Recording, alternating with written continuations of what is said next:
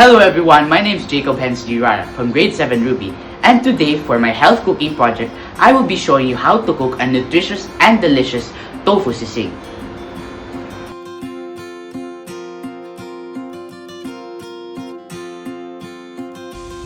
Prepare all the ingredients. First, slice and cube the firm tofu. Then, peel and chop onion and garlic.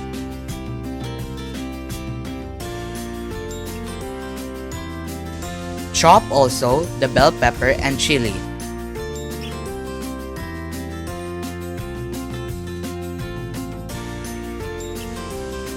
In a hot pan, heat oil and fry tofu by batches until golden brown.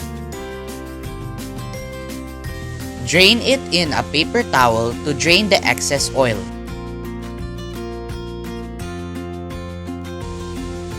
In a clean skillet over medium heat, heat butter. Add onions and garlic, then add bell pepper and chili. Once tender crisp, add calamansi juice and seasoning sauce to taste.